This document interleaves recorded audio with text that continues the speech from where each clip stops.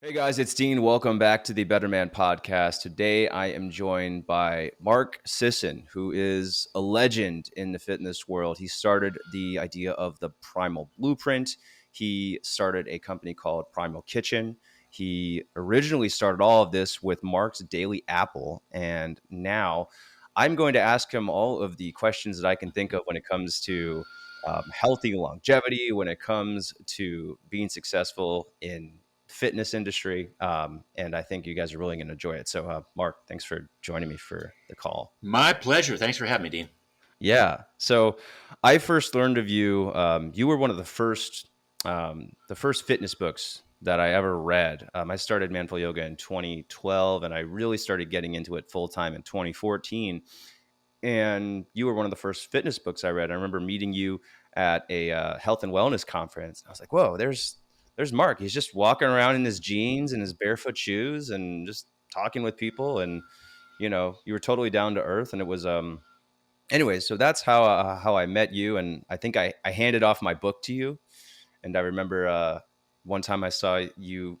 I made a post on your one of your posts sometimes, and you reply to that and say like, yeah, and I also make sure I do my manful yoga or something like that. I was like, yeah, Mark does manful yoga. He posted it right here. So anyway, so that's my story of how I met you. But I'd love to learn, and just so viewers can understand, why did you originally start Mark's Daily Apple? What was the motivation there? Well, it goes way back. I mean, I was always interested in health and fitness from a very early age. I was reading uh, literally anti-aging books when I was like 13, 14 years old. Wow. I think my mother was into that. Adele Davis was the big writer in those days, and so she had all of Adele Davis's books. And in concert with that, I lived a mile and a half from school, and so I found myself running to and from school each day, just as a means of transportation. I didn't want to take the bus; it took too long to take the bus. I could actually get home much quicker and get on with the rest of my life after school if I ran home. And based on the experience I had running, I was too sort of small to play football, basketball, baseball, hockey. The sports that we played in the small fishing village in Maine where I grew up. Mm. So when spring track rolled around, I went out for the track team, and I found I could win the mile and the 2 mile, just about every meet. So it gave me a lot of credibility.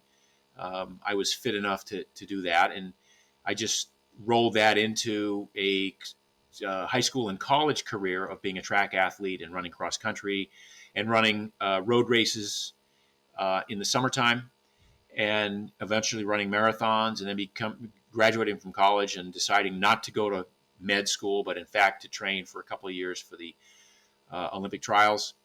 Mm-hmm. And so my life became that of an endurance athlete, an elite endurance athlete, and I became a fairly strong, fairly accomplished runner, marathoner. But all through those years of performance, I was always interested in things I could do to improve my performance, whether it was supplements or dietary intervention or different ways of training. I was really involved in weightlifting as a marathoner in the early days, and that was like considered antithetical to distance running. I can only imagine how weird that must have been at the time for people who were running. Like, why are you trying to add all this muscle mass? You just need to run more. Yeah. Well, the irony was I couldn't add muscle mass because I ran it all off, right? Marathon running is such a catabolic activity at the end of the day that I got strong, and I was very strong for my body type and size. But I'm 5'10". Today I weigh 171 pounds, and I'm probably the same body fat I was when I was a runner, and I weighed 140 pounds. Wow. Literally 30 pounds less. And the funny part there is that at 140 pounds, I probably weighed 10 pounds more than I should have for a marathoner. So that was the effect of the weight lifting, was I carried an extra 10 pounds of upper body. Anyway, so I was interested in all these different modalities and ways of training and ways of improving my performance. Ultimately, I had to quit running because I got injured. I found out years later I was at the effect of a highly inflammatory diet. That certainly informed a lot of my research over the years. Mm. So when I had to quit competing, I basically sat down and just said, look, I want to be strong. I want to be lean and fit and happy and healthy. But I don't want to have to put in the horrible miles and endure all of the pain and suffering and sacrifice. Is there a easier way of becoming fit and healthy? And so that led me down this path of doing investigations for years and years. And I wrote several books. Before I wrote the Primal Blueprint, I wrote books on training for triathlons and training for running and how to lose fat and how to have a lean, fit body as just a general person in the world. One of my first books was The Ultimate Lean Routine.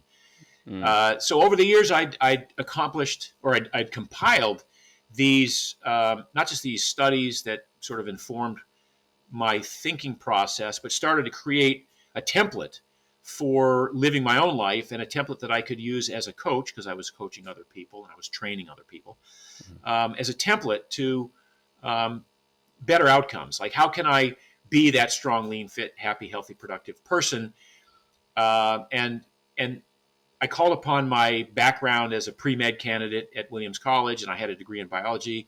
I had specialized in evolutionary biology, so I had a real affinity for looking for the clues in evolutionary biology. Like, what is it about our evolution over 2 million years as a human that got us to this point today where we have this recipe that wants to be fit and healthy, but somehow doesn't manifest that in 80% of the people that we see. Mm-hmm. So the main thrust of Mark's Daily Apple, which started in 2006, was to take all of this information that I had gathered and compile it and disseminate it in a way that was entertaining and that was understandable for the average person. So how can I take these somewhat intricate concepts out of the laboratory or out of research and put them in a way that's meaningful to the average person, so that the average person can go, I see that if I chose to change my behavior in this way, I might wind up with a better result. Well, part of what came from that was the recognition that people need a lot more background information, especially in health and fitness. So you can't just go out to somebody and say, hey, here's something you need to be doing. Like your doctor says, you need to eat better and exercise more. By the way, your typically fat doctor says you need to eat right and exercise more. So I realized pretty early that people needed some sort of a template, some sort of background information. And so what I did was I put together this story of how humans came to be, and I called it the Primal Blueprint. And it was a template based around human activities and behaviors that we all shared for millions of years, for thousands of millennia and generations, that got us to this point today.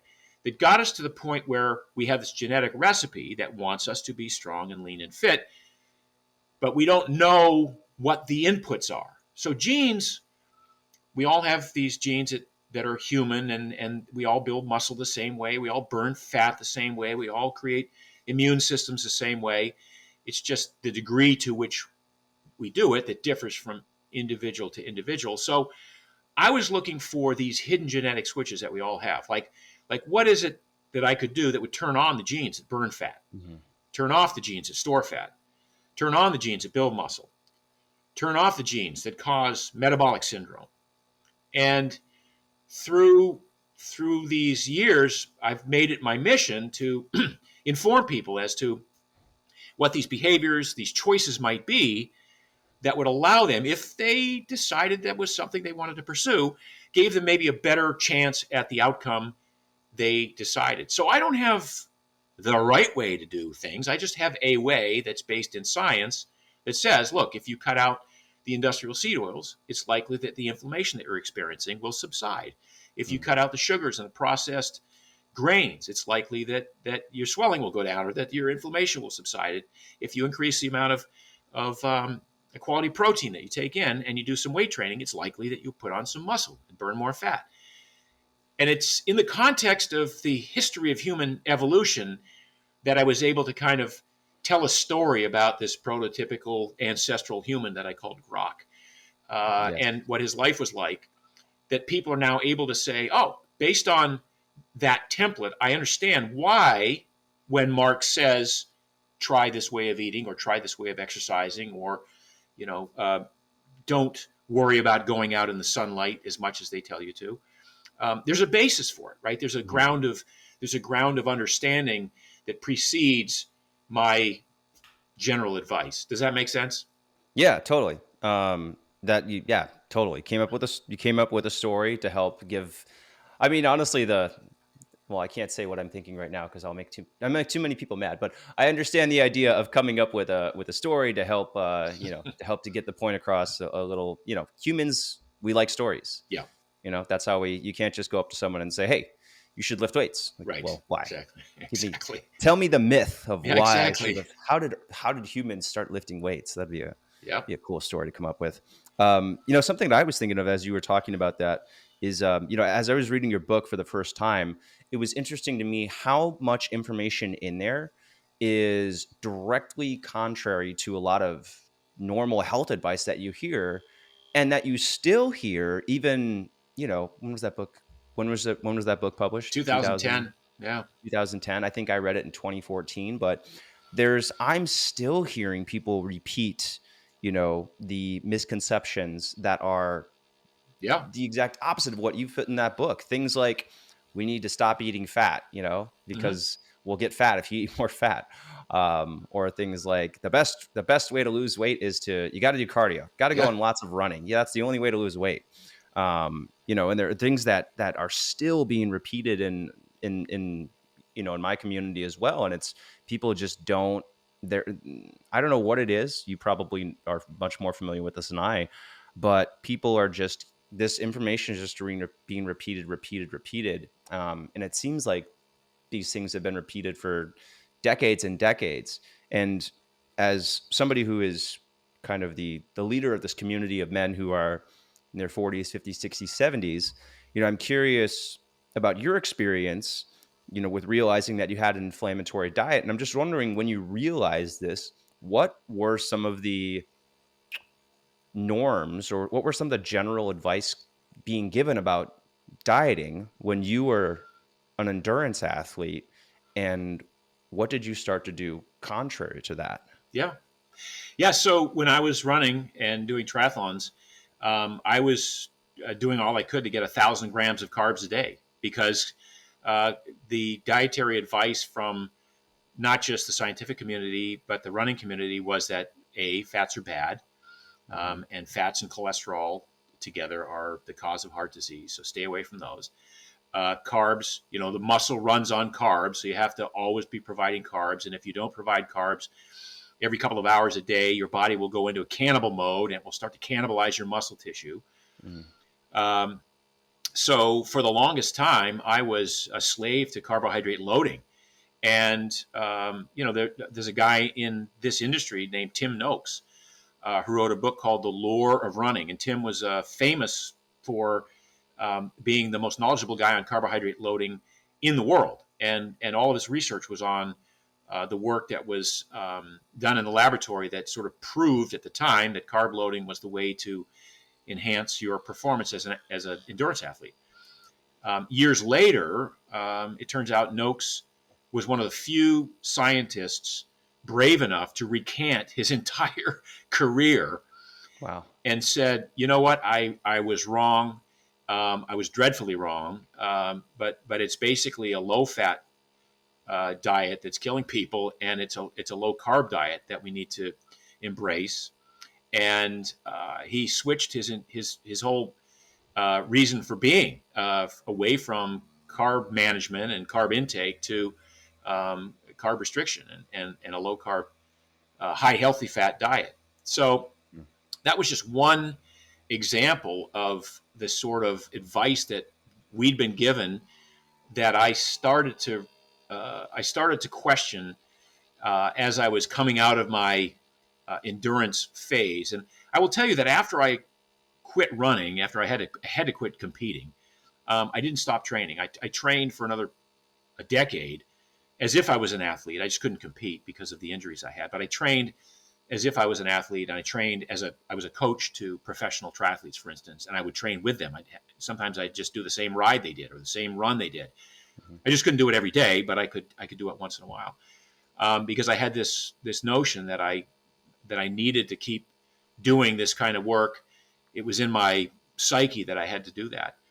But I realized that I was suffering from the diet. I realized that the inflammation that I continued to experience and the injuries that continued to prevent me from competing even at an age group level were quite likely diet related. And so that's when I really started to kind of question the whole carbohydrate theory of endurance exercise. I started to increase the fats in my diet. I knew for the longest time that fats were a better fuel than they were made out to be by the endurance community. I suspected that we could train the body to burn fat at a much higher rate than the laboratory evidence up till then had proven. And so I started looking at fat and healthy fats in the diet long before I think other people were doing. I started to question the use of statins, and I was considered heretical for jumping on the anti-statin bandwagon. And for 20 years, I've said that I think statins are probably the greatest single pharmaceutical hoax ever perpetrated on the public. And we could go on about all of the different, like, again, as you said, the notion that that exercise is a great way to lose weight. It's not. It's actually a bad way to lose weight. That reconfiguring your diet and training your body how to, again, upregulate the genes that burn fat and want to burn fat. It's more of a hormonal experience than it is an exercise and caloric restriction phenomenon.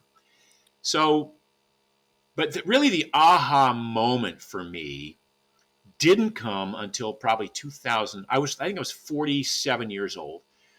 And I'd been writing about grains and how antithetical they were to health. And I'd read all the research, and I was, writing about phytic acid and lectins and all this stuff about grains. And then my wife one day said, "Mark, you're writing about grains as if they're not good for you. Why are you continuing to eat grains in your own diet?" I'm like, "Well, I'm not celiac, and I've just, my whole life's been about eating grains. That's how I get my carbs." And she said, "Well, why don't you try giving them up for 30 days and see what happens?"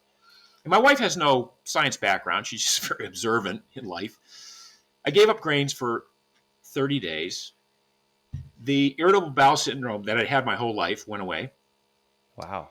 The arthritis that I'd felt in my fingers that I thought was going to prevent me from ever playing a racket sport or golf and would have me cringe if I met you in the hallway and had to shake your hand and you tried to out-bro shake me. The GERD that I had, the gastroesophageal reflux, the sinus congestions that I dealt with all the time, all of that went away in 30 days. And I'm like, geez, this is revelatory. Like, if I'm a person who has the knowledge, and I've been writing about this, and I'm defending my right to eat grains, and I haven't given them up, and I'm having these sorts of results, how many tens of millions of people are experiencing the same sort of inflammation and arthritic issues, and IBS, and gastric issues, sinus congestion, and again, the list of symptoms could go on and on that were cleared up in my case. I'm wondering, if that happened with me, how many tens of millions of people must this be happening to? So that was really my aha moment that led me to write the Primal Blueprint and say, look, I have to put this on paper, and I have to get this out there, that the government is telling us we need 6 to 11 servings of grains a day to be engaged in a healthy diet. And my elimination of grains completely cleared up every issue I had and changed my health forever. So that was another example of what conventional wisdom was telling us was the way to live your life. But I was discovering was not just not a good way, a bad way. Yeah.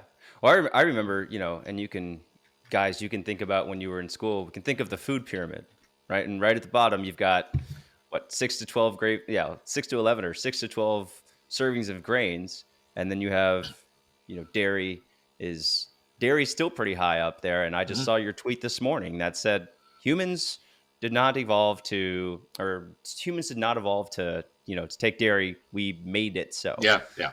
and so that's all. I mean, that's all like really cool to hear that, because you were probably instrumental in, what year was it when the government put out the food plate instead of the food pyramid? Oh, I get those years mixed up because I so don't pay attention to them anymore. But the plate was supposed to be the big shift, and not much happened. Yeah, Not much changed.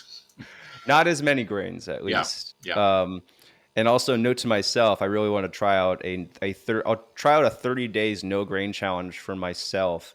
What did you replace? How did you replace? Because grains have a lot of calories, so Yeah. you're gonna be pretty hungry if you don't have grains. What did you I mean, replace you'd that think with? so. You would think so, but you just replace it with more meat, Okay. more protein and more fat. Okay. And so years into this, as I evolved in my way of thinking,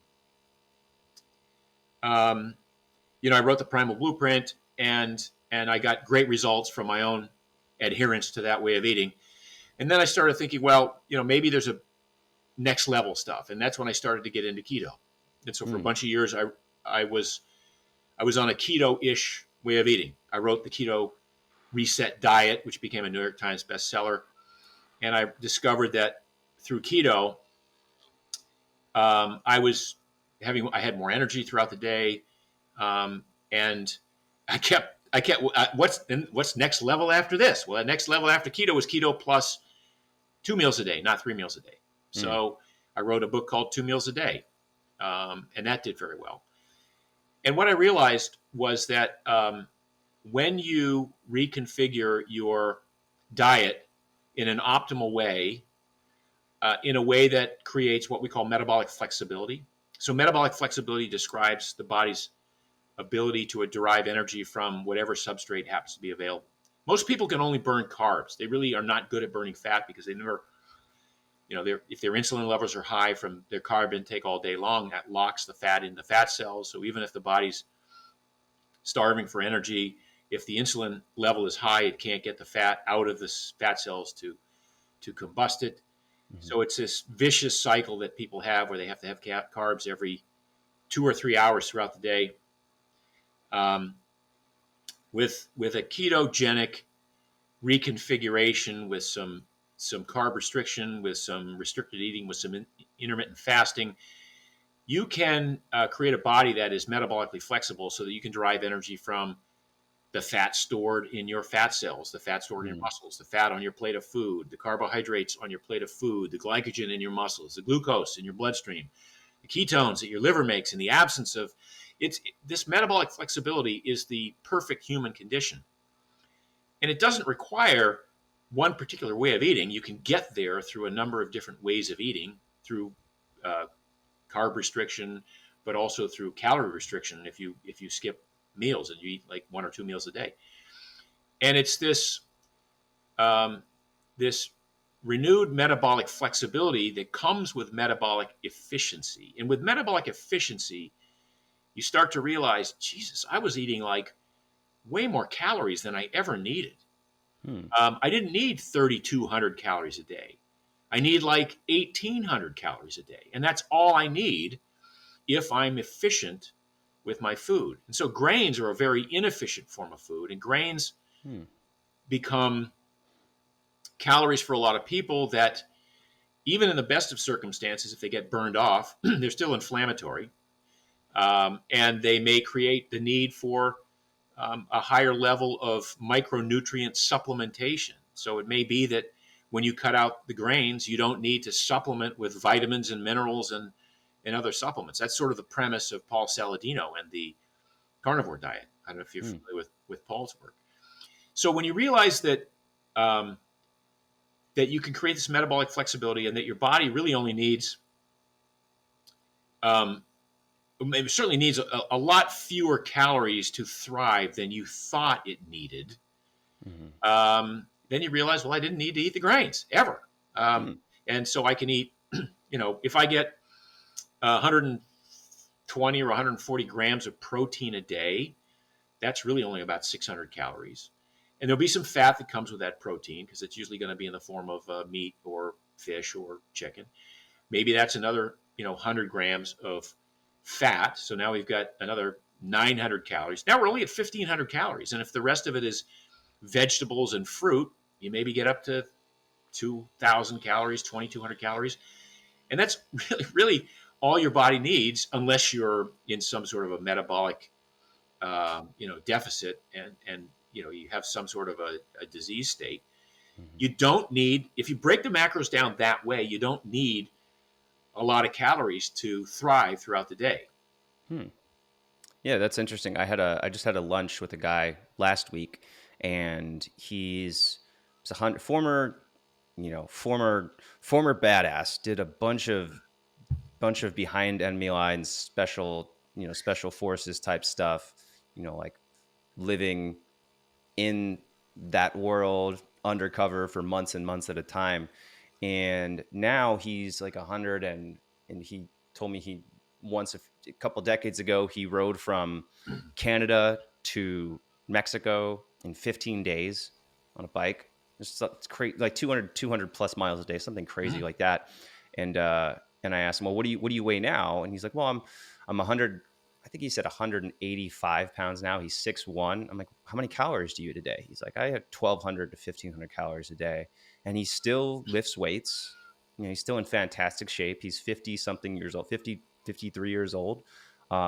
He sounds and looks like he's in his 40s, but he's only having like 1,200, 1,500 calories a day. And I'm like, I have to eat a lot of food. For me, I'm 5'10", I'm 180 pounds, and my goal is building muscle and getting bigger right now. So like for me, I feel like it's almost like a chore to eat food. Like if I'm hungry, I'm like, oh crap, I need to go get some food right now. So, shifting that perspective to going, okay, maybe I need a lot fewer carbs, a lot fewer calories in general than I think I do, is a really, it's a baffling concept. It's a novel concept for a lot of people. And Yeah. because most people would go through this life, because we live in a world of abundance, most people would go through life going, what's the most amount of food I can eat and not gain weight? Yeah. It's like, what's the biggest portion of this I can have? What's the biggest meal I can eat and not feel like a glutton and not waddle out of here? Yeah. What's the most amount of food? What's the biggest piece of cheesecake I can have? And True, because most people are trying to lose weight. They're not like me and trying to gain but they're weight. still working at it from this perspective of what's the most amount of things of this hedonistic experience that I can undertake and not feel the consequences. Mm-hmm. Well, I did the reverse thought experiment, and I said, well, okay, let's look at it this way. What's the least amount of food I can eat? Maintain or build mass, have all the energy I want all day long, not get sick, and most importantly, not be hungry. Mm-hmm. And so if people were to experiment that way and not be concerned about the thought that if I don't eat, I'll lose muscle, but what is the least amount of food I can eat, maintain muscle, have all the energy I want, not get sick because the immune system's important, and most importantly, not be hungry. Hunger sort of ruins everything. It takes everything off the rails.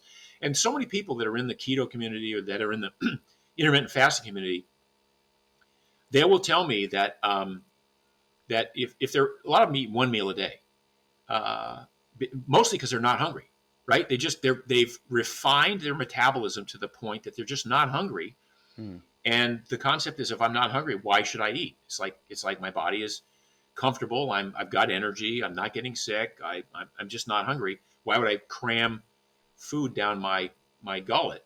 Mm-hmm. And so what they will tell me is I have to be really conscious of that one meal I eat every day. And of course, the brain goes to, yeah, you mean you have to be conscious that you don't overeat and that you stuff your, oh, no. I have to be conscious that I eat enough at that one meal. Wow.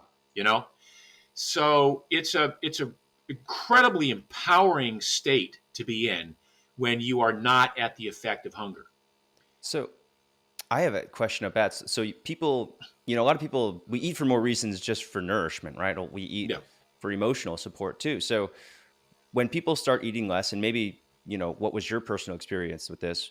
you start eating less, you said that it sounds like you just don't have the inclination to eat more. But I'm wondering if there are other things that you realize in this process. Like, what are some other reasons that you were using food? And what did you have to deal with anything emotionally or mentally when you're like, hey, I'm not eating food for comfort. Okay, what's coming up for me? Do people have that experience? For sure. Look, when I was in college, which was a long time ago, I've got a big reunion coming up in a couple of years. But my nickname to all my best friends in college is Arnold. They never knew me they don't know me as Mark. I was Arnold Ziffel. So for the people in my generation, there was a TV show called Green Acres.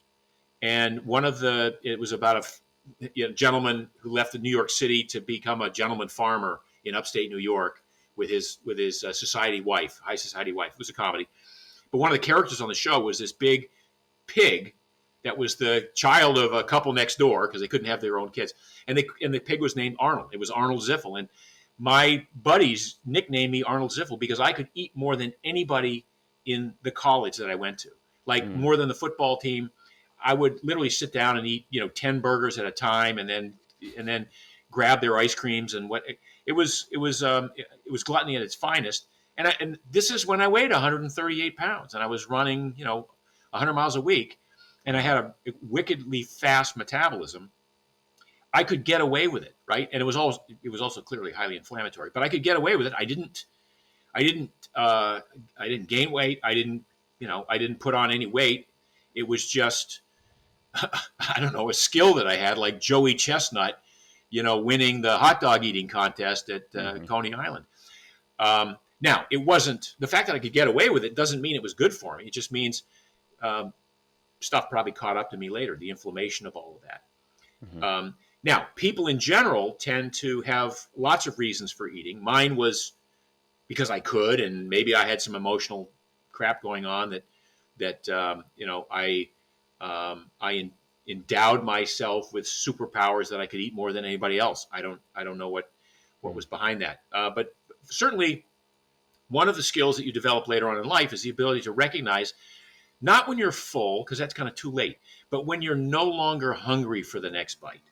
And that's a critical kind of thing. Like you're sitting there talking to your friends at dinner or your family or whatever, and your plate is full of food. Well, there's that whole thing about, well, nobody gets dessert until your plate is finished. So now you have to finish your plate, whether or not you're having dessert. So there's that. So this skill that you develop about being able to recognize when you're no longer hungry for another bite and that it's okay to leave food on the plate. And if you're in a restaurant, it's okay to either have the waiter take it away or to have them box it up and take it home.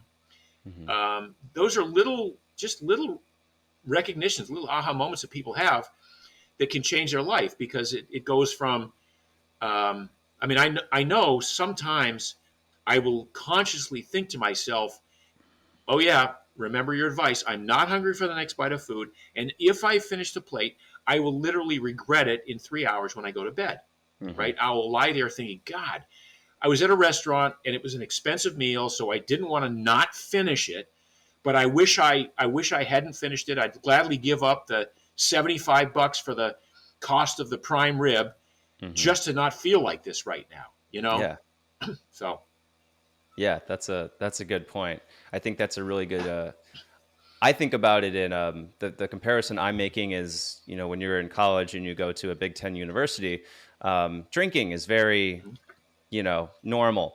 And there's this idea of like, don't leave any empty, don't leave any soldiers left behind, Right. finish your beer. And I think even when in my 20s, I was like, no, I don't need to finish that beer. Yeah. Like, I think I'm good. So I think, weird comparison, but yeah, I think. No, it's the same thing. It's part of it is societal pressure, peer pressure, for sure. Yeah. Yeah. So the question that came up for me is, what is, we're saying inflammatory diet, but I don't know if everybody knows what that means. So what is an inflammatory diet, and what are some really common examples of that, and why is it bad? Well, inflammation is a general term. Typically, it's used to describe a local infection. So you twist your ankle, running in the woods or something like that, and it swells up, that's a local inflammation. You cut yourself, and you hope it's going to heal, and it hurts a couple of days while it's healing.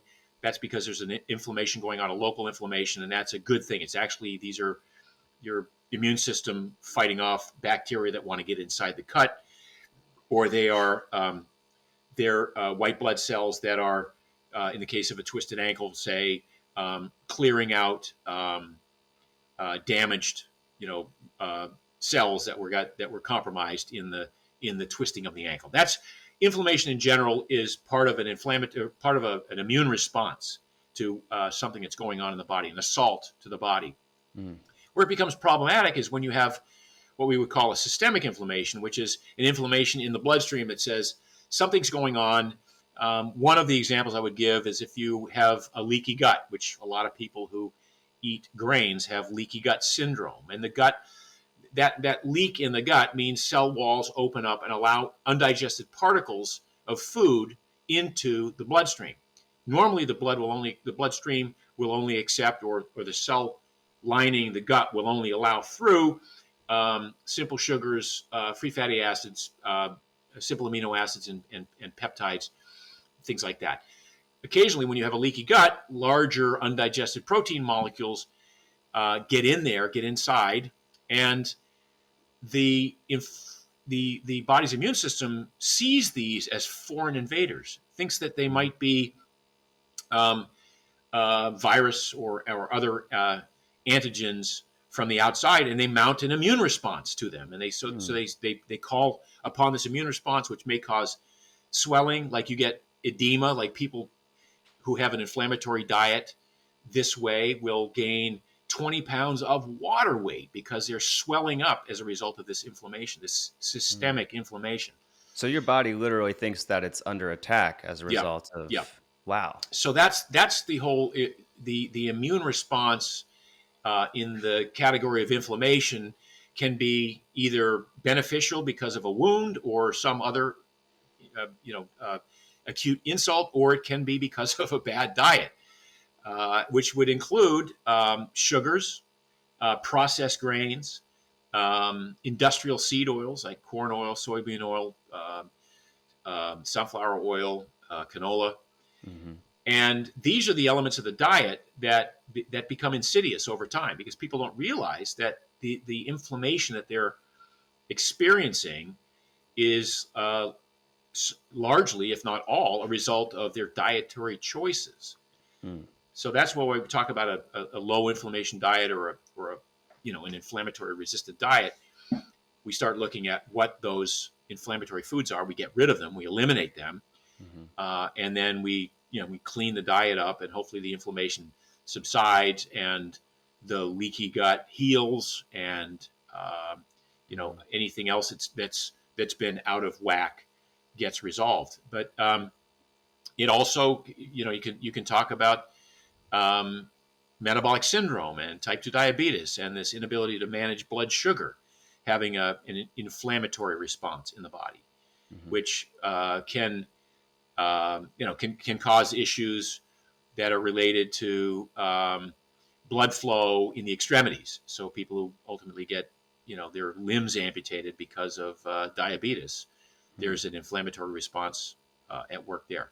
So we want to do whatever we can to reduce the inflammatory foods in our diet. Yeah. So that's I think it's worth mentioning. This goes beyond just overall general physical health, but it can also make it harder to recover from workouts, or it can make it harder to recover from localized injuries. So whenever I'm under the weather, or when I've got some sort of localized inflammation, like a muscle strain, like an excessive muscle tear or something going on, my coach will remind me, he's like, okay, I want you to cut out dairy for make sure you're not eating dairy over the next couple of days. Like if you because sometimes I'll have cheese, and I'll have it just as I'm not gonna sit there and eat an entire block of cheese, but I'll have it with pasta, or I'll have it with with some tacos or something, and at those times, I'm like, okay, I need to cut out dairy for, these next couple of days while I'm dealing with this. Can you speak to that too? Yeah, I mean that's an interesting short-term approach. Cut out dairy while you're recovering from a muscle tear. And by the way, every workout has an inflammatory effect. So when you do an appropriate workout in the gym, you're trying to find the right amount of muscle damage Yeah. that causes an inflammatory response, a positive inflammatory response, so the muscle heals slightly stronger than it was before you did the workout. Right. Right. It's And calculated stress. correct. Don't do too much. Don't do too No, little. and that's really that's the benefit of a coach who can sort of identify where that point is for you. A lot of people don't do enough work, and so they don't progress in their strength or in their endurance or whatever it is they're looking to achieve, um, because they haven't found that sweet spot where it's just enough stress to induce an inflammatory response, and that is again upregulation of certain genes that are going to build muscle and improve capillary perfusion throughout the muscle cell, but based on inflammatory signals and markers that are created as a result of the workout. It's also it's interesting that for the longest time there were people, and I was one of them, who promoted this idea that we should, after a workout, we should take antioxidants, so to prevent the oxidative damage done in the workout. Well, it turns out that taking antioxidants post-workout is not a good thing if you want to improve, because you want the oxidative damage to prompt the kinds of repairs and the improvements that you're seeking. And if you take antioxidants, it denies the benefits of that activity. It's one of the reasons why people stopped saying, do a cold plunge, for instance, after a hard Yeah. workout. And I was guilty of that. For a Well, while. for decades, coaches in locker rooms were guilty of that. After you do the workout, get in the cold plunge. Mhm. Now they're saying no. You want to suffer the consequences of the inflammation Yeah. for a while to allow the adaptation to take place fully. Yeah, which is really interesting because, we hear the word, and I'm glad I asked about, what does an inflammatory diet mean? Because you hear inflammation and you automatically assume like, oh, inflammation is bad. I want to avoid inflammation. It also got me thinking about people who take ibuprofen Mm-hmm. after a workout, or they're like, I'm just really feeling it today, so I took an ibuprofen. And Right. I always want to, for lack of a better term, I want to jump on those people and say like, no, don't do that. Like there's better things to do. So what's the alternative to, because ibuprofen after a workout or ibuprofen after, whatever, maybe it's a particularly difficult workout, but Yeah. I think it's also somewhat normalized for some people. So what's the alternative to doing ibuprofen? Well, Is look, there the more alternative background to it? is to not do ibuprofen. But Yeah. the real question is, if you did that amount of damage, Mhm. did you overdo it? In which case, ibuprofen is not a bad idea. Mhm. Or is this just a good workout and you want to derive the greatest amount of benefits from it? And if the answer to that is yes and yes, then I would say don't do the ibuprofen, but don't do the same damn workout again tomorrow. In other words, you can take the ibuprofen tomorrow or the next day if you still hurt from this workout, because most of the benefits are going to accrue in the first 12 hours post-workout. It's like a half-life. And so if you wake up the next morning and you're achy and stiff from the workout, I'd say go ahead. Then you can take some ibuprofen. But the idea of taking it right after a workout is, again, sort of antithetical to the purpose of the workout, which is to do a little bit of damage, allow a little bit of time, rest and recovery, and nutrition, Mhm. and with the idea that you're going to improve, that your strength will improve, or your endurance will improve, or whatever it is you're looking, range of motion, as a result of the minimal amount of micro tearing damage that you did there, to allow that particular inflammation to continue on. Now, right now, you and I are talking about a very small subset of people. Most people are dealing with a systemic inflammation from a diet that is full of highly inflammatory omega-6 fats and oils, rancid oils, processed sugars, processed grains, and all of the other, alcohol and all the Hmm. other things that go along with that. Yeah, it's a whole nother conversation that I know that you've explored for countless hours that I won't get into right now.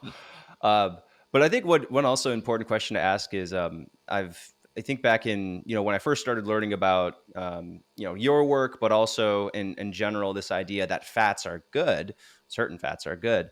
I had a guy who had he messaged me and he said, "Hey, I gained like 20 pounds." And I'm just terrified of eating fats because I gained so much weight and now I need to lose weight and I want to I would really want to lose weight. So what would you say to people who are who are still scared of eating fat and they think that like, okay, I have to avoid eating fats or I'll keep getting bigger? Well, one of the things that we've realized just in the last, again, 5 or 10 years, is that while fats are necessary and some fats are horrible and some fats are good, the fact that you cut out carbs does not mean that you have to make up those calories with fats. Hmm.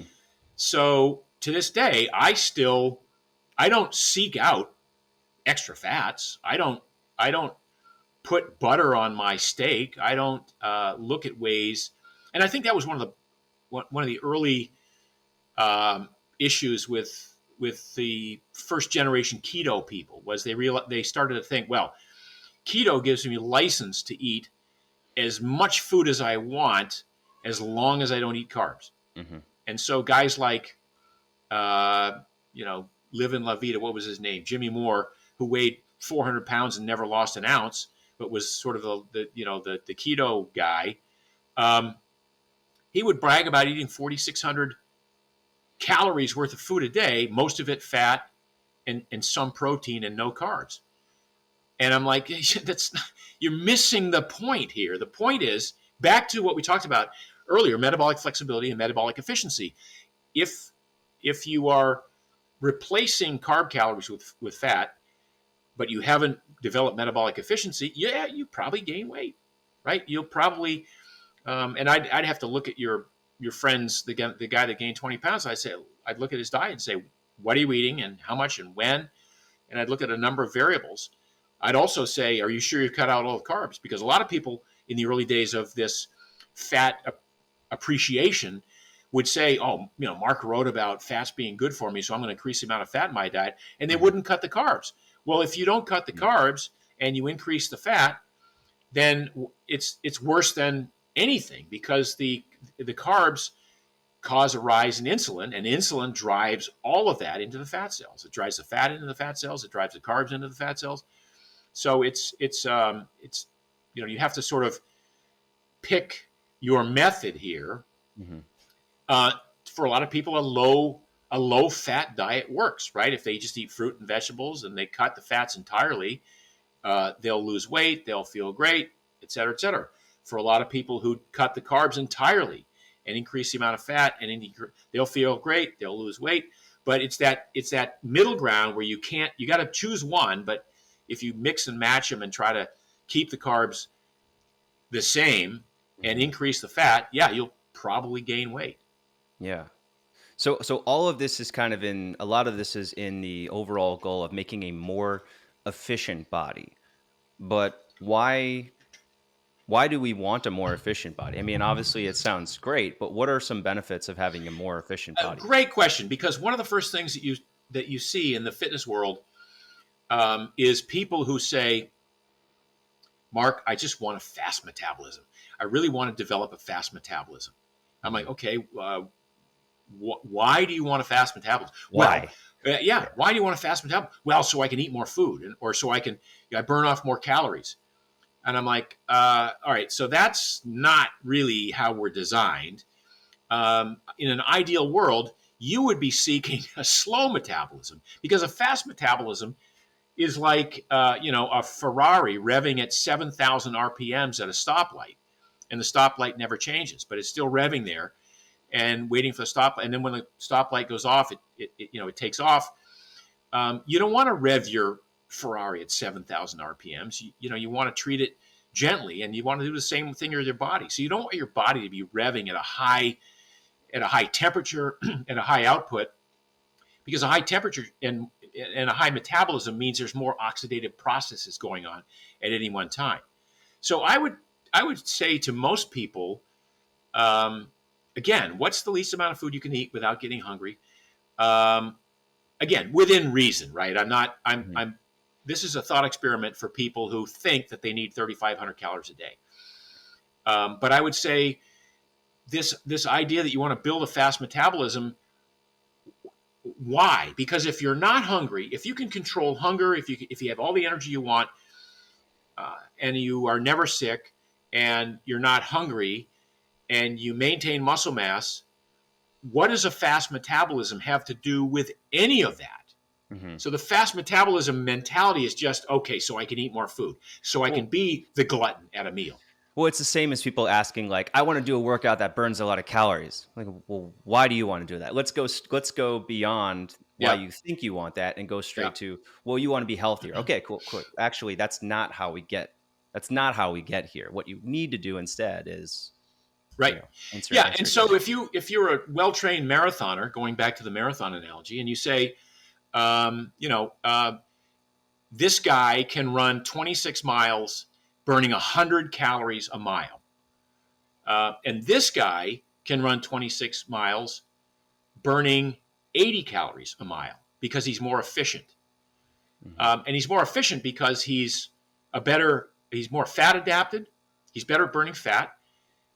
He's better at using ketones, and ketones, the brain loves ketones. And so he's able to run at a higher rate without feeling the fatigue that a carbohydrate glucose dependent runner would feel.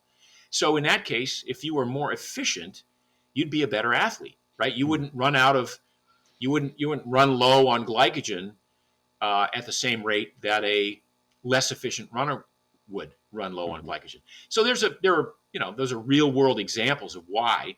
But at the end of the day, I would just say, because some people would say, all right, well, I tested low. My thyroid is low. That's a classic, right? My doctor says I have low thyroid. I'm like, well, what does that mean? Well, it's at the low end of normal. My response is, how do you feel? Well, I feel great. I mean, I'm not cold. I'm not losing weight. I'm not gaining weight. I have all my hair. I'm not losing my hair. None of the symptoms of hypothyroidism. I'm like, well, if that's where you are and you have low thyroid within normal ranges, you win. Mm-hmm. I could argue that you're going to live longer than anybody because your engine is revving perfectly, humming along at an efficient rate all day long. But and going back to my Arnold Ziffel days in college, when I was eating, 5,000, 6,000 calories a day and getting away with it every day, I sweated my ass off every night in my sleep. I slept hot. I ran. I burned. I revved high all the time. I was probably throwing off free radical damage throughout my body as a result of my body trying to normalize the, get rid of the calories that I'd consumed. It didn't want to store them as fat, so it needed to burn them off with they talk about the thermic effect of food, but also probably I had a fast metabolism in those days. I do not think it served me well at all. Yeah, I think that's great. That's a great answer. To all of that. So I want to ask other questions too. So I'm gonna kind of move on to another section here. Sure. Because I also want to be respectful of your time, and people sometimes say my podcasts are too long. So anyways, I want to ask about, you've had a lot of success in your businesses, and you recently, well, not recently, but a few years ago, you started Primal Kitchen, which was, or do you want to, how about you explain Primal Kitchen? Because I think that'd be better than me trying to. No. So all the work I did over the years looking at diet and what happens when you get rid of all of these insidious foods that are in our diet, when you get rid of the pies, the cakes, the candies, the cookies, the breads, the pastas, the cereals, the industrial seed oils, the refined grain products, you come down to a short list, right? It's meat, fish. Yeah, it's hard. Eggs, vegetables, fruit, maybe some root tubers. And it's pretty daunting for a lot of people when they look at that short list. But what makes the difference is the preparation. How do you prepare them? The sauces, the dressings, the toppings, the herbs, the spices, the methods of cooking, which can impart an infinite variety of different ways to prepare these nutritious and otherwise delicious foods.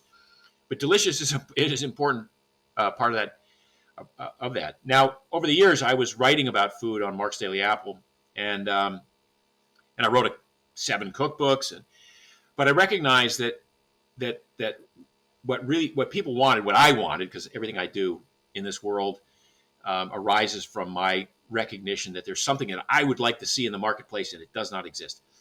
And so I wanted to make a better for you condiment, right? I wanted to make mayonnaise and ketchup and mustards and salad dressings and pasta sauces that you would feel good about putting on your food. That you would feel like the more you put on, the better that food was for you.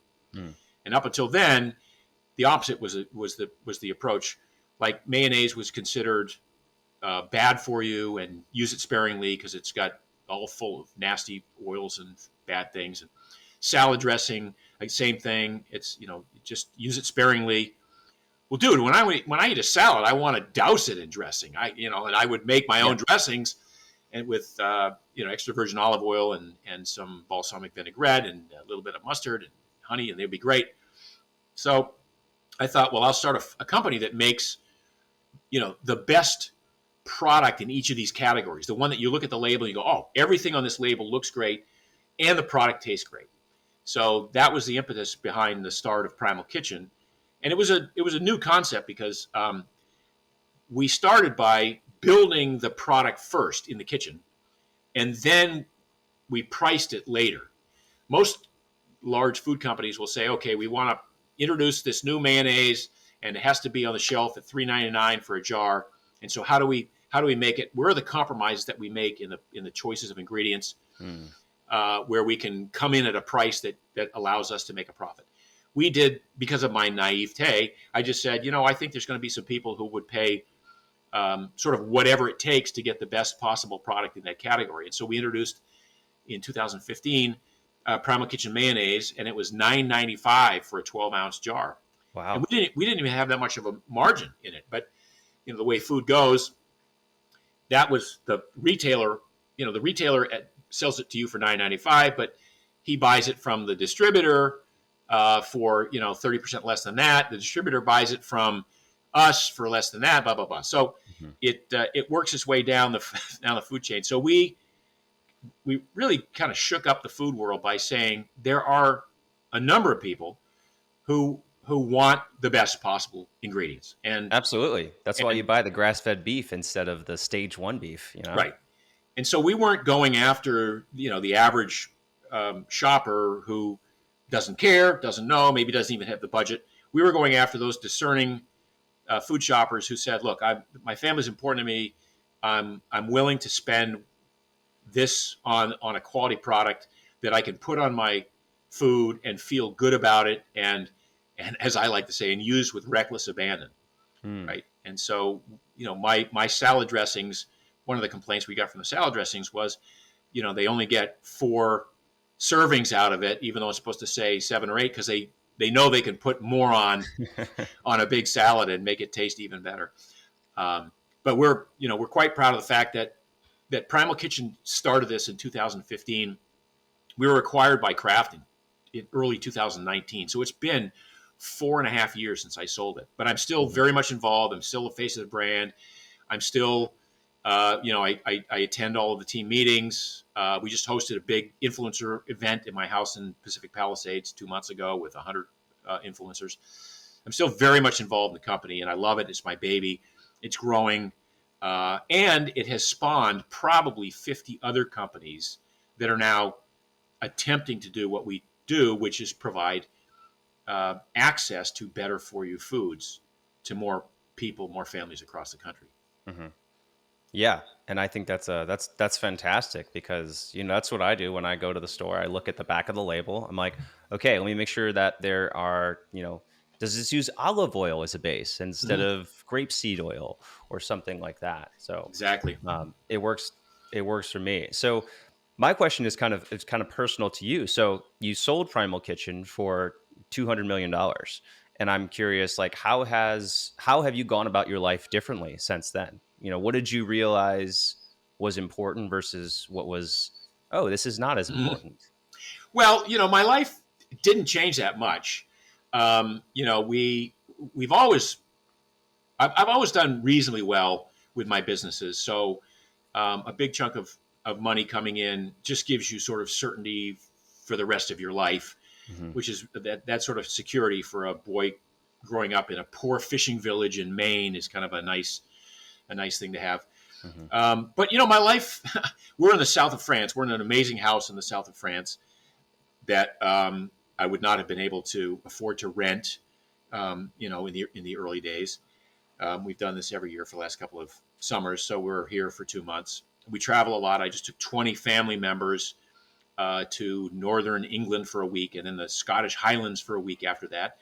But that's something I've done for 12 years with my family. I've taken them on a You have on a kids? How I have old are they two. all? My children are. My daughter is 31. She has two. We have two grandchildren through her 3.5-year-old daughter and a granddaughter, and a 1.5-year-old grandson. And then my son is 28, and he is my co-founder in my new venture. So one of the things that happened as a result of my selling Primal Kitchen was I was able to turn my attention to yet another problem that has plagued me for the last 3 decades, and that is foot health, foot comfort, Hmm. and footwear. So my son and I started a company called Peluva 2.5 years ago, and the idea was to create a brand of shoe that was wide enough to fit everyone's foot and accommodate the toes without scrunching them together. Hmm. That was take the best elements of minimalist footwear, which is close to the ground, so the soles are only 1 centimeter thick, but had a little bit more cushion than many of the earlier minimalist shoes. So these are 5-toed shoes that have a thin, flexible sole and have very attractive uppers. So the idea was to combine comfort with foot function Hmm. and style. Yeah. And we launched about 4 months ago. We've had tremendous feedback, tremendous success so far. People are loving not just the shoe, but the concept of what we're doing. The idea that you can articulate your toes up and down, that every step you take in life, you ought to be feeling the ground underneath you, and you ought to have a smile on your face because you felt what was underneath. Yeah. I can vouch for it. I've been doing semi barefoot shoes for a while. I've never had the 5-toed shoes before, so this is new for me. But when I saw that you launched them, I think I saw it on Adam von Rothelder's account. I Mm. was like, "Oh, those look cool. Oh, is it by Mark? I'm gonna go buy some." So I got a couple pairs just to make sure they fit.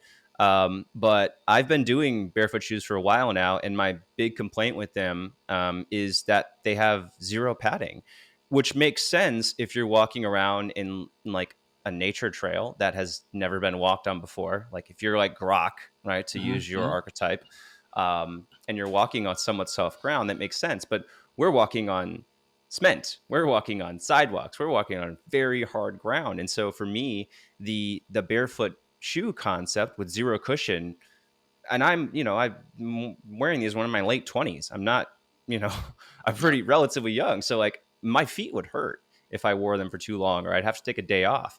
And Right. I've been able to wear these every day now.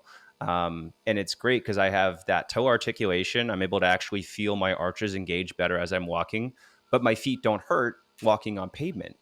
So, Yeah. I anyways, mean, I love what you're doing. thank you. This came about because I was a big fan of the original 5-toed shoes, and they didn't have enough cushioning. And it's not much that we're talking about. Again, it's just an extra 2 or 3 millimeters of Hmm. EVA cushioning that makes all the difference. We wanted to create the feeling of walking barefoot on a putting green, if you will.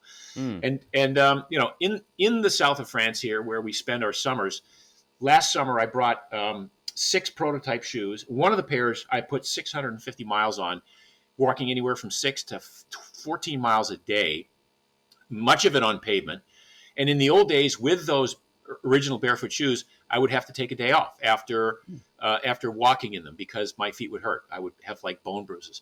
So last year with the new prototypes, it was like every day I could go out and walk on pavement, on concrete, on gnarly, craggy, rocky surfaces. There's a couple of hikes here. I did a walk this morning with my wife, 2.5 hours of uneven surfaces on a long hike. There wasn't a lot of uphill, so we could do 2.5 hours. And it was like I felt like I was getting a reflexology massage on my feet the whole way. It's exactly what feet are intended to do. Our feet are intended, they're designed through evolution to feel the ground underneath, right? You're supposed to feel everything you walk on. And by the time you weight that forward step, your brain should have all the information it knows on how to bend the knee, how to flex the foot, how to torque the hip, how to absorb the shock and get ready for the next footfall. Well, because we've been wearing cushioned shoes for so many decades and thick cushioned shoes, we've lost that haptic sense. That ability has been taken away from us. That input that the brain needs has been forfeited in the name of, quote, pillow-like comfort under your feet. Well, all that does is bypass that information and make your knees hurt or make your lower back hurt or some other part of your body gives way because you bypass that important information on the biomechanics. The whole kinetic chain starts with contact with the ground and works its way up the body. Mm-hmm. Yeah, and I can speak to that too, just as someone I work for myself, so I'm either at my home office or I'm at my studio office where I record, and I never wear shoes anywhere. And I also have my garages in my gym. I work out barefoot. So as someone who is barefoot all the time, but then every now and then, once every year, a couple times a year, I have to put on some dress shoes and like go to an event. My feet hurt the next day. Like I'm in pain. It's amazing when you realize what you were putting your feet through. Mm-hmm. I mean, most people become immune to that sort of pain. It's like they're immune to the inflammation of being, overweight and carrying 20 extra pounds of water weight because they're inflamed. They're immune. It's not painful to them. They're just used to it. Well, your feet get used to that, except they get deformed. So did you get a pair of the Nappas, the leather lace-ups? Let me see here. I got... Mine are the white ones, and I have two because I got two different sizes. It says... The Miamis? You got the Miamis. Yeah, I got the Miamis. I think these ones look pretty cool. Yeah, those are the strands. That's the lace-up strands. Those are we work out in those. I wore those today, those exact ones today for my 2.5-hour hike. And they're very light, as you can see. They're really lightweight. Yeah. The hardest part was putting them on because I never put them. I kept getting my I couldn't get my second or my second metatarsal. I couldn't get that one through there. Kept going into the third one. It's the biggest issue people have, and until you know, and by the way, it's an indication that you need to use toe separators or need these kind of shoes, because if you can't just widen your toes out naturally, splay them out naturally without pulling them apart with your fingers, then you need to work on that toe articulation and that toe movement. And foot health has become, we're saying foot health is the new sleep, right? It's the new, people have bypassed, they've overlooked it for so many years. And you start to see it in people complaining about, again, their lower back or their knees or their hips need replacing. I've got a whole new theory that many of the hip replacements are a result of thick cushioned shoes that at the time felt like they were cushioning the running steps and the heel strike, but all it did was put all of that stress up all the way into the hip. Right. So we really feel confident that we're going to revolutionize footwear with this. Like, this is my mission with Primal Kitchen, was to change the way the world eats. My mission with Paluva is to change the way the world walks. Yeah. And what's Paluva? Where does that word come from? Well, so I've had a lot of trademarks in my career based on Primal, right? I feel like I revitalized the word Primal 20 years ago, actually 30 years ago, because my first company was Primal Urge Press. Then I had Primal Fitness. Then I had Primal Nutrition. Then I had Primal Kitchen, Primal Fuel, Primal Health Coach Institute. And so I went to get Primal Footprint, and somebody had already gotten the rights to the word primal. And so any word combination of primal was kind of out the window.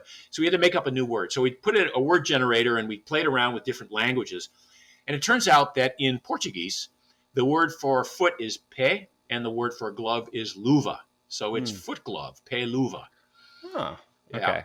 And I I think just it's, I just assumed it was like somewhere nice in Hawaii because I know you like to go to Hawaii. and it could be, and it could be somewhere nice in Hawaii, and it could be, it's got LUV, which is sort of love in it. It's a fun word. We really like the choice that we made on that. And Yeah. like I say, we're getting a lot of traction from um, everyone from bodybuilders who are using it for leg days and doing all their work in the gym to and basically reporting back that they feel the muscles in their legs working more Hmm. because of this haptic sense, this contact with the mat or with the plate. I've got ultra runners nobody's run. I don't want people to run in these yet. You got to be really well trained to run in a minimalist shoe. Hmm. What I want you to do is wear them all day long for everything else you do. Do your errands, go to work, go to dinner, Hmm. pick the kids up from school, go to the gym. Then when it's time to run, put on your running shoes. When it's time to play basketball, put on your basketball shoes. Yeah. We'll eventually get to developing those sorts of shoes, but right now these are literally designed to train your feet all the hours that you're not doing your sport, so that when you do your sport and it's stressful, you've got the shoes that you've trained in for the last 20 years. Yeah. The biggest issue with the earlier versions of minimalist footwear was people read the book Born to Run, which said Uh-huh. we should all be barefoot, and they said, "Oh, I'll get some barefoot shoes and I'll go run 7 miles the first day." Yeah. Well, these were people that had trained for 15 or 20 years to heel strike with their thick Nikes or their thick, Hokas or whatever. And Mm. then they get a shoe that has very little heel cushioning, and they're trying to heel strike with it. So they haven't learned how to midfoot strike yet and Hmm. land the way humans are supposed to run, which is on the midfoot and in the front of the foot, Yeah. and not on the heel. So Yeah. anyway, And that's something big that I notice when I'm using, something with like a running shoe on days when, well, I don't have to use them anymore now because I actually have some cushion on my shoes. But on my days after I wore minimal shoes all day, I would wear those shoes, and you notice you have a lot more leeway with striking on the heel. But when you're wearing those barefoot shoes, you have to be very deliberate about using the midfoot and using the arch of your foot, when you're running, which, yeah, right. I mean, even when I'm walking, for yeah, me, like otherwise, I'm like, okay, this hurts my heel. I'm gonna I'm yeah. gonna use my toes and my arch Yeah, so we, instead. we designed the Paluvas to walk long distances in urban settings, like lots of pavement walking, because when you walk, you are supposed to heel strike. Hmm. You sort of walk through, heel Okay. lands, and then push off the big toe, heel lands, push off the big toe. Whereas running, humans are really not supposed to be heel striking. It's just the technology in shoes that started in the 70s let people go from running 40 or 50 miles a week to running 100, or in my case 120 miles a week Mm. some weeks, because the cushioning took, it felt like it was better. See, it's the feet and Hmm. contact with the ground that are what should tell you when it's time to stop running. Mm. I started Instead I of your started knees and your lower instead back. of your knees and your lower back. It's your feet that say, nope, that's enough running for today. But when you bypass that information and then you can run twice as far, then it becomes more problematic for the knees, the hips, the lower Hmm. back, and the heart, Mm. because I have heart issues from all the miles I ran in the early days, and I'm starting to think part of it was because I shouldn't have run that many miles, but it was those damn cushioned shoes that sort of allowed me to bypass the information, where my feet should have said, "Hey, Mark, time to stop running. That was a great week." But no, the cushioned shoes took all that information away, caused other injuries, and probably allowed my heart to work harder than it should have for longer than it should have. Mm. So kind of along those lines, for people who haven't done barefoot shoes before, what are some guidelines for them? Because if they just get these shoes and they've been wearing, Hokas all day, Mm-hmm. and they go straight into, wearing barefoot, they're probably going to end up with some sore, achy feet. They're probably not going to like the shoes No, that much. I So mean how do we've you? yeah, we just say take it easy, and there's a little insert that comes, a little letter from me when you get the shoes. Just be very, very cautious the first couple of days. Wear them for an hour or two. Hmm. Make sure your toes fit, and that's, spend the time to get your toes into the individual toe sockets. And at that point, when you walk around, they'll feel. A lot of people say they feel amazing the first time out, and then, I mean, we're on a trip with a friend who said it took him 5 or 6 days to get used to them, and now I can't get them off his feet. He's not one who's known to be hiking, and he's hiking with us and doing all kinds of stuff and loving it and saying these are, and he's 70 years old. These are people who were sort of relegated to having unhealthy, crappy feet for the rest of their lives, but now they're experiencing a new kind of toe freedom, a new kind of foot range of motion and mobility. That so I would say spend the time for a couple of days. Suspend any sort of disbelief. Make sure they fit well, and you'll be hooked within a couple of days, and you'll wonder how you could ever put on a regular shoe again. Yeah, I do like them. I do like them a lot. Big fan. Thanks for making them. And yeah, guys, I encourage you, especially if you had toe issues or feet issues, to try them out. A couple hours a day, see if they help. Probably will. Part two. I've got a few rapid fire questions here that I'm really interested to hear your responses for. Yeah. Don't think about them too much. These are questions that I ask at the end of every interview. So, ready? Yep. Okay. What do you think is the one habit, belief, or a mindset that has helped you the most in terms of your overall happiness? This too shall pass. This too shall pass. You know what that means? It means that at any point in time when you are in the deepest hole and thinking there's no way out, there is a way out, and it will pass, and you'll look back on it as a growing experience, as a learning experience. My thought was you're 15 miles into a run and you still have 11 more to go, and you're like, oh, okay, it's going to be over soon. Yeah. All right. What's one thing that you do for your health that you think is overlooked or undervalued by other people? Oh, I'm gonna say, walking in Palubas. Like I was a runner for years, and I looked down on walking, right? Because I was a runner, and so walking was like, no, I don't want to walk. I try to find a way to not walk or jog to whatever it was. I'm the biggest fan of walking now, and it's because every time I put on these shoes, I feel like I want to walk. I get a smile on my face every time I hit uneven pavement, because it feels like I'm getting a massage on my foot. I can't describe it. It's just like, so I'm the biggest fan of walking now. And I think because of my age and the fact that I can't really run the way I would like to or used to anymore, walking is going to carry me into the next 2 decades.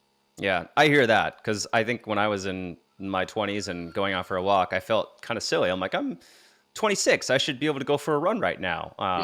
But there's been a lot of promotion for running coming out, right? Kelly and Juliet Starrett's book came out recently, and there's a whole chapter on how I think walking 12,000 steps a day minimizes your risk of death by 65%. Just like these insane numbers just from walking. Yep. And my personal coach, who I mentioned before, he's got T-shirts that say "Make walking cool again." So he's walking that I don't walk as much in Miami, because I live in Miami Beach when I'm not traveling around the world, and I have a bike, and I ride the bike, and I do stand-up paddling, and I don't walk as much. When I'm here, we do 200 miles a month of walking, and I would say I will lose. Unfortunately, I'll probably lose 4 pounds while I'm here, even though I'll be lifting weights and eating great, food, because walking, the amount that we do, it's so, I can feel my body just burning fat and ripping and getting striated, and it's so invigorating. And I never thought I would say that about walking, but hiking up and down, hills and changing the terrain and having your feet sort of understand what's going on underneath and adjusting and adapting. So yeah, I'm a huge fan of walking now.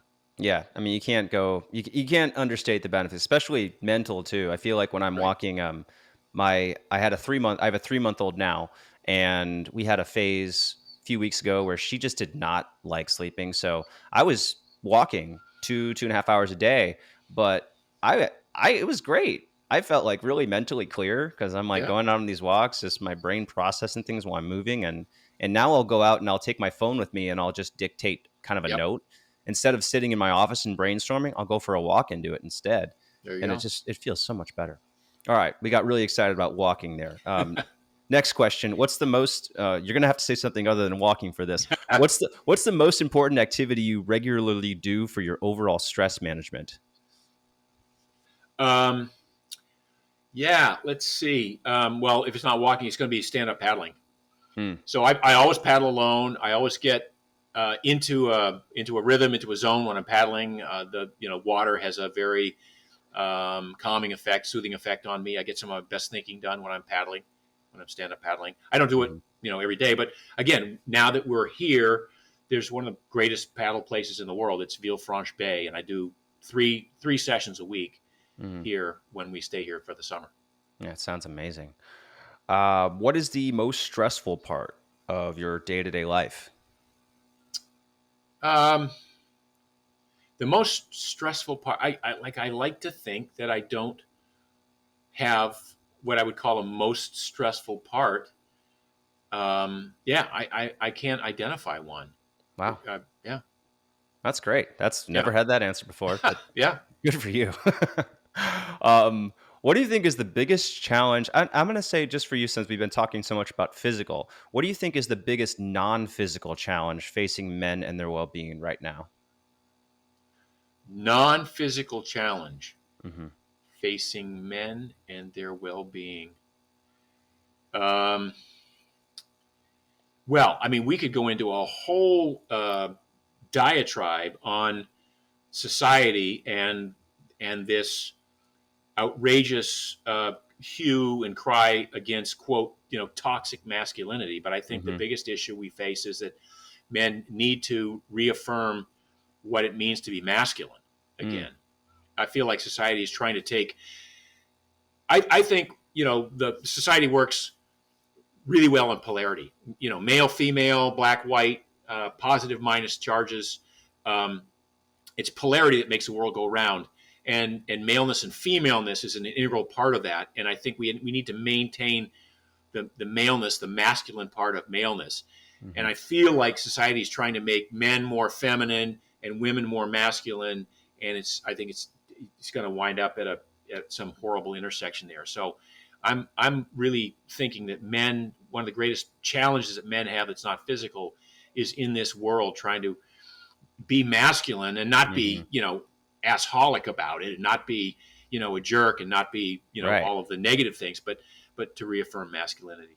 Yeah, I think, and that is an answer that's come up a lot on this. I did a solo podcast a few weeks ago on kind of the state of masculinity for 2023, and it's kind of like you said, we're looking at masculinity now, and we're instantly suspicious of anything that's all men or anything that's masculine because of the backlash against toxic masculinity. It's this case of we are throwing out the good of masculinity when we're addressing, rightly so, bringing up some of the negative manifestations of it, but we're also now like attacking all of it. And Right. so Right. I agree with that. All right, Mark, how can people learn more about you? How can they learn more about Paluva? What's the best place to keep up with what you're doing? All right. So on Instagram, on the gram, I'm Mark Sisson Primal, and then on Instagram, the shoe company is Wear Paluva, WEAR Paluva. That's on the Instagram, and then obviously paluva.com is where you can look at the shoes. And I hope that your listeners will try them. I think they'll be very pleasantly surprised. And then Mark's Daily Apple, where I've been writing and putting something up every day for 17 years now. So, Cool, yeah. fantastic. Hey, I didn't ask this before the show. Can we Yep. have a promo code for Paluvas, or do you do that? Yeah, we do. Yeah, Okay, let's do 15% off, wonderful. and promo code. And so hit my team up, and me and my team after this Cool. on email. But let's just call it, uh, what do you want to call it? Manflow Yoga. Manflow Yoga. Let's do that. Okay. Sweet. All right. Thank you. Because I think a lot of people will be interested in this. Yep. Cool. All right, Mark, this is a fantastic conversation. I have so many more questions I want to ask you about longevity, about, because you've been doing it so well for so long, so many other things. But I think this is a fantastic conversation. Thank you for your time, for your expertise. I love what you're doing. Thanks for inspiring me. And yeah, Appreciate it. this is My awesome. pleasure. All Take care, right. D. All right. See ya. Talk to you soon. Bye. Bye. If you like that episode, check out this other one right here. I think you're really going to enjoy it. If you haven't subscribed, click this subscribe button over here, and you can listen to the full episodes on any major podcasting platform. Full details below in the description.